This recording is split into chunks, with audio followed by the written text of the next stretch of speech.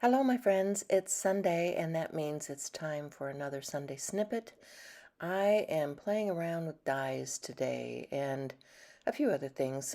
This is just pages that I've torn out of junk mail. Do you guys get junk mail? Well, before I toss it, I typically start looking at it to decide are there any little pieces that I want to cut out and save to maybe go into a journal. So I'm looking at this joy. I'm thinking that would be kind of cool if I cut it out, but haven't found just the right die to do that with just yet.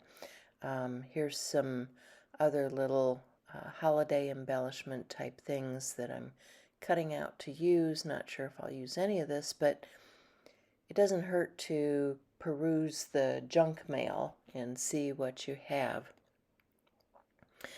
So these are die cuts. These are things that I've been cutting out of my scrap paper. I have a lot of paper, and see, these are the pages that I've created to go into my Elizabeth Craft Design journal. It has 6 holes punched in it, and the dies come in these really cool sets with lots of little dies to create a page with, and you can color coordinate everything. I'm kind of using a brown and blue theme for this one, but I'm layering up the pieces. I have the happy that I cut out of the darker cardstock, and so I'm saving the little scrap pieces that go in the middle of the letters, like the P and the A, and I'll glue those down first. And I'm using double stick tape on the back of these embellishments so that I can stick them down later. And I will glue these two pieces together, and then I will have some components for a page in my journal. Now, you don't have to use Elizabeth Craft Design journals to use these dies. You can cover up those holes that you punched and punch some holes in a different area. You can use the ring binders that you get from the, what do they call that? It's like a business office supply store. So I mean, there's lots of different ways that you can bind these journals. This little die set I thought was cool because it created pockets, and so I was making some pockets to add to a page where you can drop in a gift card or something. I don't know if I'll keep this journal or if it will become a Christmas present for somebody, but I'm thinking that I wanted to make some of these up. I had them in my drawer. Time to get them out and time to use them. So I found out quickly that this needle was too quick for the eyes on these buttons. I thought I would use these buttons, but nope. No way, that needle was not going to go through there, so I need to go find my bookbinding stuff and get a skinnier head needle to stitch those particular buttons on something. So I'm looking through my stash, and I have some other things that I pulled out of my goodies that I thought would coordinate with this particular set. And they have little buttons in them also, so I thought, well, I'll use some buttons off of this card that has rub-ons, it has buttons, and they coordinate with the blue and brown theme that I've got going on. So if you're like me and you start a project like this, sometimes it's just good to have a basket and pull out the papers and embellishments and things that you're going to use on a particular project so that it all coordinates. You can always use ink and change the color of something. I do that quite often.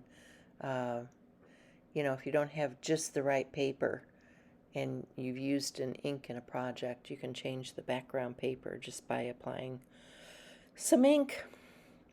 So I'm going to tie that down. I'm going to add another button down below it, so I've got a figure 8 closure.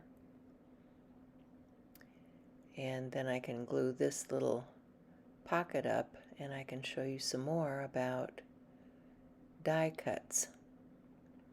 So these dies are made particularly for creating journals, but that doesn't mean they can't be used on cards or in your other books, other projects, your art projects. They're very versatile like that.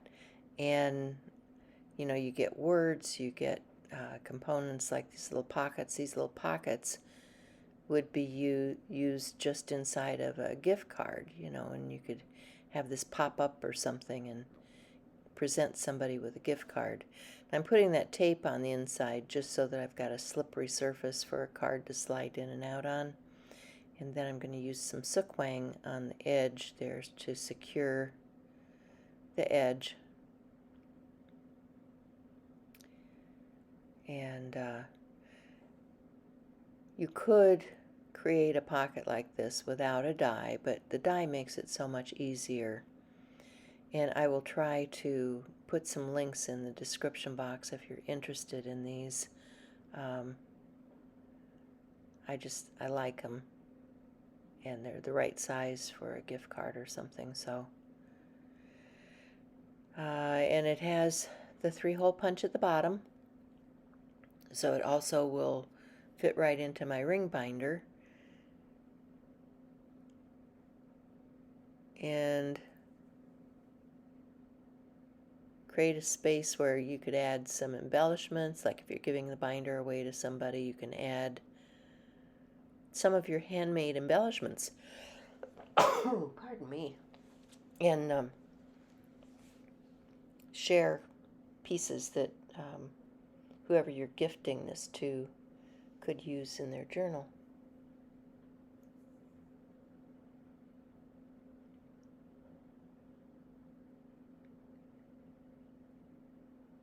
So now I'm just using the extra letters that I cut out of the darker one, darker cardstock, and gluing them onto the front of the light blue pocket. So you can get a lot of use out of the little letters and things that you die cut. Some people don't like this because it becomes a little bit fidgety. My glue is getting a little bit thick, so I'm just going to put some out on a scrap piece of paper and use it that way.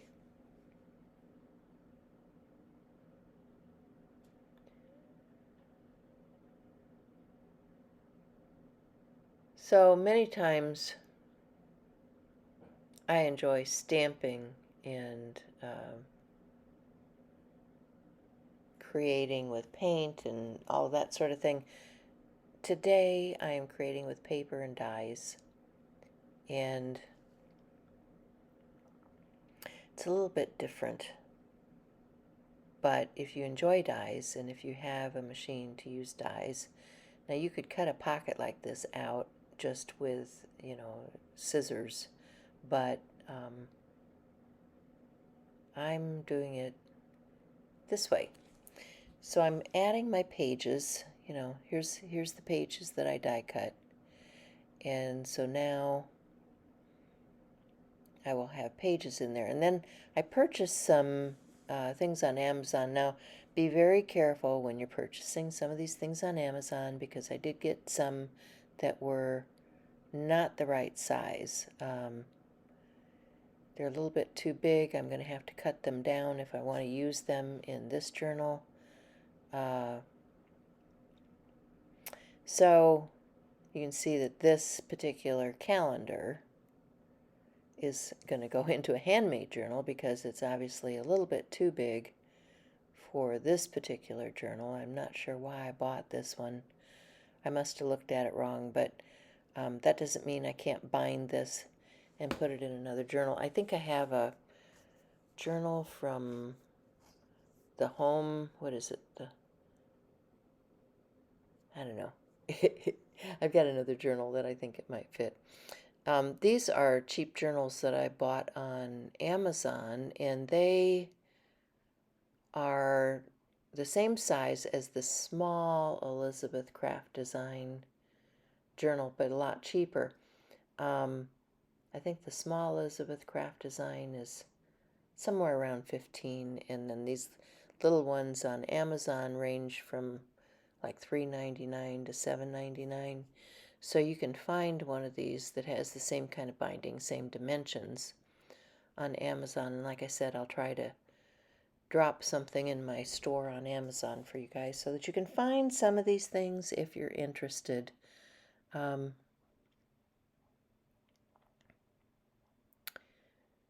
But I found some dot paper, which is good if you want to do doodling, so I can have a calendar, I can have a space to do some doodling.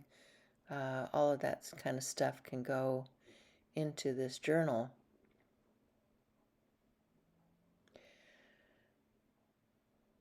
And it's nice to have a small size journal like this that you can just fit into a bag, throw a few pens or something in the bag, and have a way to be creative.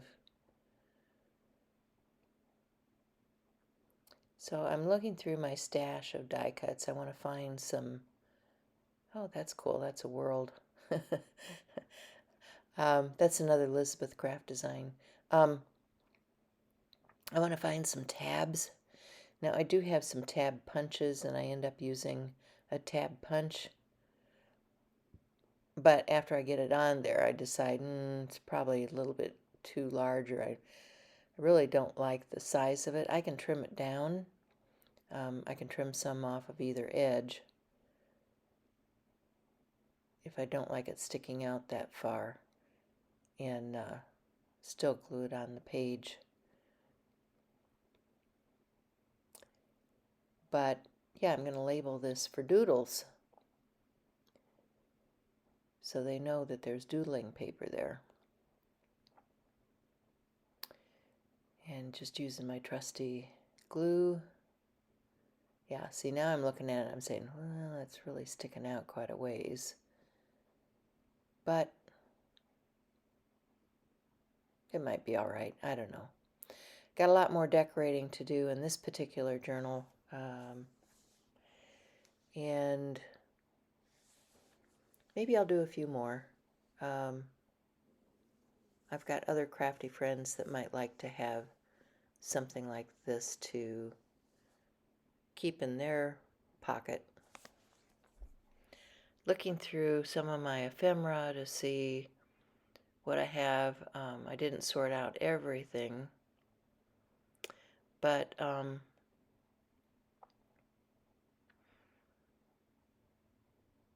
here I found some more brown papers, and they're kind of grungy. I put some embossing powder on there. I've got some tickets. So you can see how I can look through here and find coordinating pieces that would work with this particular journal. Now my friend sent me some little boxes, and I'm going to be sorting out a lot of my die cuts and ephemera into these boxes so that when I do a project like this, I can just pull a couple of boxes out and have it ready to go. Here you can see I have some things in yellow, some things in green, but it's good to have all of these things pre-cut so that your assembling of the journal, you don't have to stop and think about every single page that you're going to put in there and what you're going to put on it. So I'm going to add some more pages. These are all scrapbook papers and cardstock that I have that coordinate in the browns and blues. And there's some more ephemera, looking through that, trying to figure out how I want to assemble this book. That doesn't belong in there, so I'm going to take that out.